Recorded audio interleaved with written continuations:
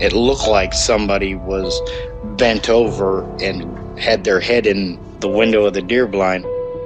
It either heard me or smelt me, and he pulled his head out of the tent and stood straight up, and that shocked me.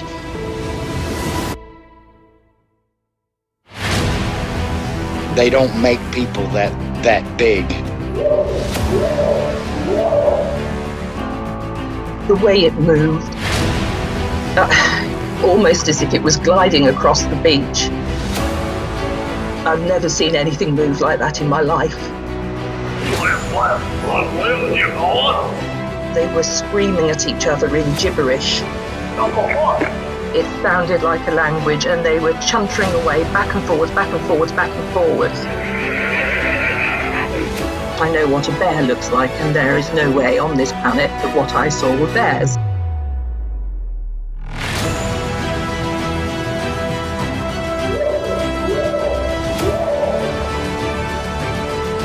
911, what are you reporting?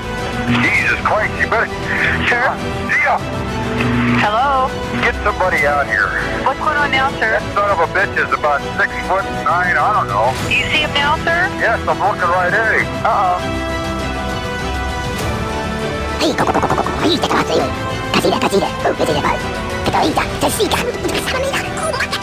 away from that. Don't touch that. Unta!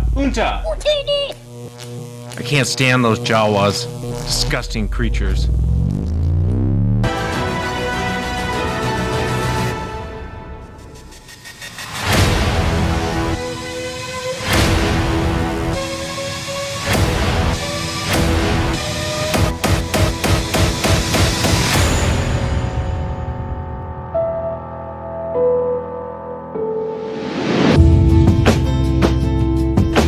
Welcome to the show, everyone. Thanks for being here tonight. Got a great show planned for you. Man, this COVID is really kicking my butt. I sure hope no one out there actually gets this. It's one of those things to where it's like 2 steps forward, 1 step back. You'll feel great and you'll be like, man, I really want to get up and do something. And then you'll get up and do something. And after about 30 minutes, you're like, I want to go back and lay down for another day or two. It's brutal. It's definitely brutal. So forgive my voice tonight. We're going to be actually chatting with Stephanie.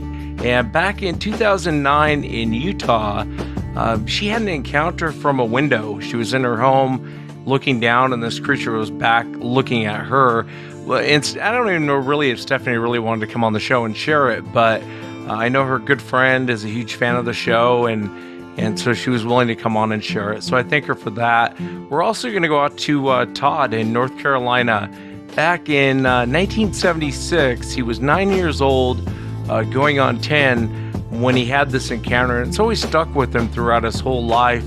We'll wrap up with John. John had 2 sightings in Virginia, one when he was 9 and another time when he was 17. The fascinating part about John's encounter is he saw the lights on the property growing up and never really knew what they were. If you've had an encounter and you'd like to be on the show, shoot me an email. My email address is wes@sasquatchchronicles.com. Let's jump into it tonight. I want to welcome Stephanie to the show. Stephanie, thanks for coming on. Sure, no problem. My pleasure. Yeah, the pleasure's mine for sure. I know your encounter took place in 2009 in Utah. Before we jump into this encounter, Stephanie, did you notice anything strange or odd going on and around the property prior to you seeing this creature? Not that I can recall. It was just kind of a really interesting one-time incident. However, I will say, as I told you, my best friend Jessica, she has lived in this town almost her entire life. And there's a lot of Sasquatch activity in this area. So there had been a lot of stories and things that she and I had talked about, and that her family had experienced, or people in our community that they've experienced. So I was aware that there had been activity, but me personally, I didn't see anything that happened before the actual encounter. Yeah, I hear ya. Well, before we actually get into the encounter, tell me what sort of things were happening. Was it like vocals, that sort of thing? Yeah, a lot of sounds, especially at night. The one story that I can recall, there is this little fish farm down the road from Jessica's house. It's right by the church that we would go to. There was an incident where one day the family came out to check the farm, and there had been something came through the farm that had very large footprints, like a Sasquatch, and there had been fish that had been pulled out of the farms, taken one big bite out of the fish, and then thrown on the ground. And they also did that, I think, with a couple of rabbits that were in the hutches as well. And there were footprints. So that's the big story that I can remember from all the times she and I had talked about it. I only lived in that town for 4 years, and she lived there for 30. So I gotcha. Well, if you would, let's go back to 2009 when you had this encounter. Kind of tell us what you were doing and walk us into what happened. So it was a Saturday in January of 2009. I was a senior in high school. I was graduating that May. And I worked at a local grocery store down the road from my house. And I was getting ready for work. Mid-morning, the sun was definitely all the way up. It was bright outside. And I was getting ready in my bathroom. I guess I should probably explain the layout of my house first. So our neighborhood, I lived in like a double cul-de-sac. In my house, we had our backyard. It was a pretty small backyard. And then there's probably about maybe 30, 40 feet of the backyard. And then it goes straight up the hill, straight up the foothill of the mountain. And the mountain just begins right behind our house. And my house had 5 levels, essentially. It had a basement and like a lower level, and then a main level which had the kitchen and the doors to go to the backyard, and then an upper level that had the bathroom that I was in, some bedrooms, and then it had a top level which was like the master suite.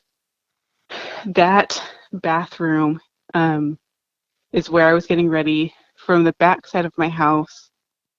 It's probably about 15 to 20 feet off the ground where that bathroom was. There was a small window up there. And anyway, so this is where I saw it. I was in the bathroom, and it was mid-morning. It was in January. I was just getting ready for work, and I had just blow dried my hair, and the bathroom was super hot. So I opened up that window. It was a fairly small frosted window. It's probably maybe 12 or 15 inches wide. I opened it up to cool down the bathroom, and I look outside, and it was snowing, and it was really pretty, especially since I live right next to the mountain. So I stopped for a second, and I was just looking out the window at my backyard and at the mountain, just watching the snow like softly fall. And I'm just staring at the window for probably about a minute. And then I'm just like looking out, and I see something. So this is January in Utah. It had already snowed many times before, so there was plenty of snow already on the ground and up in the mountains, and obviously there were no leaves on the trees. So it's basically what you saw was white and then bits of brown from the window. And I was looking out there, and then I saw something up the foothill.